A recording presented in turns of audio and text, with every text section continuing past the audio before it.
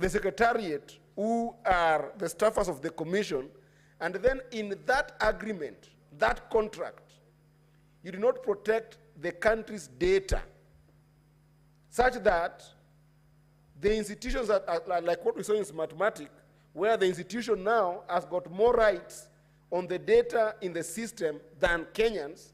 Madam Speaker, I think that signing such agreements is tantamount to an offense, because that opens the country to serious procurement problems that then, if not addressed, compromises elections, Madam Speaker.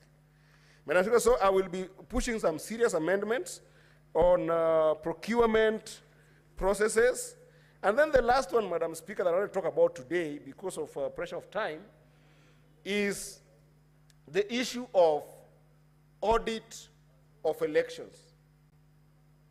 Madam Speaker, is very critical that even as we look at the active element of offenses during the time that election is being carried out, if you look at the act we are trying to amend here, the Election Act offenses of 2016, Madam Speaker, it has seriously negated holding the commission to account on the basis of being able to audit an election. And at what point should that election be audited? I think offenses should be put on every single audit trail, so that you'll be able to show the country what the audit of an election should look like at the time of the election, just before results are given out without proper audit, after the results have been announced for all candidates at the local level and national level,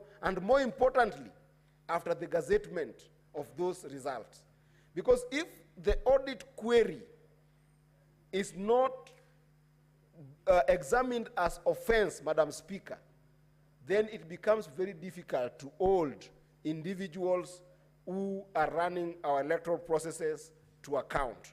So, Madam Speaker, this is a bill that is very good. It's a good start that will help us to look at unreasonable delays in elections. It will be able to help us look at altercation of results. It will be able to help us look at unexecuted polling stations as means of fraud.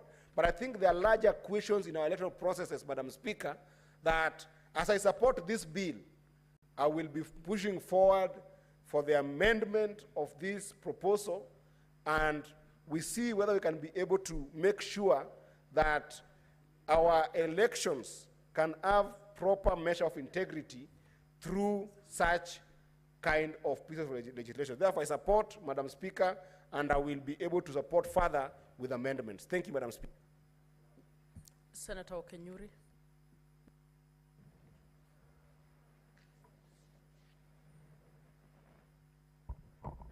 Thank you, Madam Speaker, for granting me this opportunity.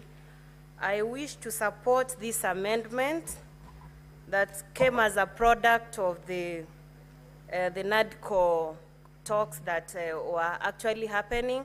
I was privileged to be in the first bipartisan joint committee that was actually trying to solve issues that we were facing as a country. And I'm happy to see the product that came from the second team that went and looked at some of these issues and came with this legislative proposal.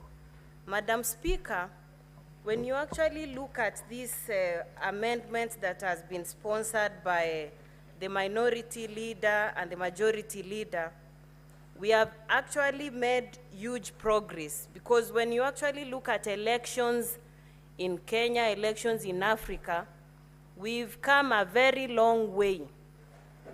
Look at elections in Africa and for our case, Kenya. Most of the experiences we've had consistent agitation and refusal to accept election results. Once the opposition or any other party that has lost refuses to accept election results, you definitely know we are going to plunge into endless either war or court processes. And in court, Madam Speaker, we end up wasting a lot of resources, which we would have rather combined forces with the person who has won elections to work for the country, or work at whatever level you've actually been elected to serve people, Madam Speaker. So when I actually look at some of the proposals that have been made in this amendment, I think we are making good progress, especially when we are now coming down to the staff and members of the commission, because this is where it matters most. Sometimes I say elections are actually won on the material day of voting, where you have to get your supporters cast a vote in your favor. And we have people who take advantage of those processes, Madam Speaker. At one point, I remember I was approaching a polling station, and some of the electoral staff were reaching out to me and telling me, Esther, this is how people in this polling station are voting. Little did they know that at the back of my mind, I had whoever I was voting for. So I tended to imagine then, if that can happen to someone who is informed like me, what about other people who might not have that similar benefit? What would actually be happening would be very absurd, because then we would have electoral officials influencing people or taking advantage of people they know cannot make certain decisions at that point. So these offenses that have been noted by this proposal and the punishments that are being meted on those who engage in such offenses will go a long way in stopping such crafty officials and members of staff of the commission trying to tamper with the general result of elections. Madam Speaker, also, in this country, not just Africa, elections are seen as a do or die matter. It's actually in Kenya where politics is a means to attainment of wealth. That's why right now, if you look at what most people want to pursue is politics, because people think it's a shortcut to being rich and achieving whatever ends you may want to meet, Madam Speaker. So if we actually make laws which are very clear and strict, we are going to make some of these people who want to aspire for political leadership be motivated more to serve and not more on the end they are going to achieve, Madam Speaker. Because this is a reason why in other countries, when you actually study their cases, people fight to an extent where there is no election where the winner will be allowed to work on their own other than have power sharing agreements. Madam Speaker, we've had power sharing agreements and you've seen the effects. Sometimes if I would give my views as a private citizen, I say those are some of the worst leadership experiments we would want to engage in.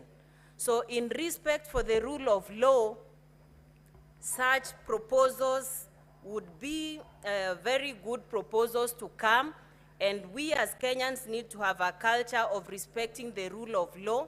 That needs to begin with us in political leadership, so that if you go to polls today and you lose an election, be very open-minded in accepting so that we can move forward. Additionally, if you're challenging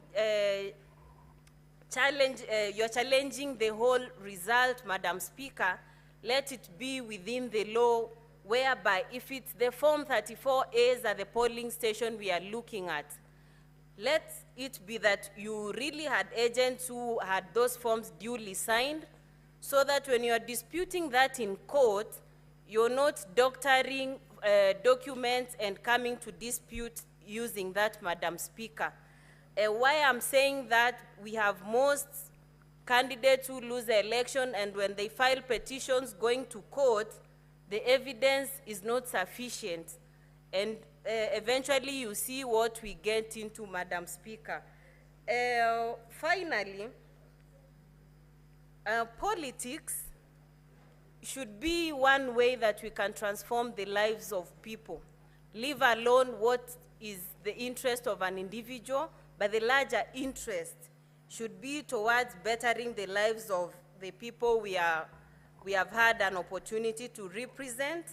And so I will fully support this amendment, and I know we'll keep learning as we advance, because in every election we experience new challenges, and as a result of those challenges that we think about new remedies to address such challenges. So the law is not very fixed. We'll keep getting amendments to suit citizens as it well applies to them, Madam Speaker. So thank you. I support this proposal. Senator Kajwang.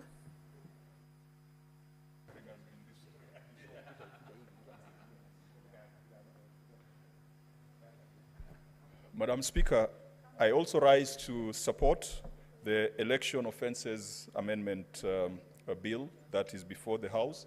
And Madam Speaker, it's important to reflect that this is one of the outcomes of the National Dialogue Committee, which was established at some point in the history of this country to stabilize the political situation. And Madam Speaker, I'd like to hail those who participated as rapporteurs, as chairs, as members of the National Dialogue Committee, and even those who presented memoranda to that very important committee. We are now starting to see the outcome of the work they did in the form of various amendment laws, but we are also seeing that result in the pacification of politics. And Madam Speaker, I hope that we shall find an equilibrium where our politics is no longer highly charged, our politics is no longer tribal, our politics is no longer partisan. We'll find an equilibrium where politicians will be speaking for the good of the country. Madam Speaker, the amendments to the Election Offences Act are straightforward, and they are subject of a negotiated and a long-drawn process. However, Madam Speaker, it is my view that the various pieces of legislation relating to elections in this country need a complete overhaul. In fact, Madam Speaker, I believe that we need to perhaps redefine our electoral system so that it reflects the unique characteristics of our nation. It reflects our history and reflects emerging and contemporary trends. Madam Speaker, let me give a few examples of where we need to change our election laws. I have said it before, that rigging of elections begins at the point of registration of voters.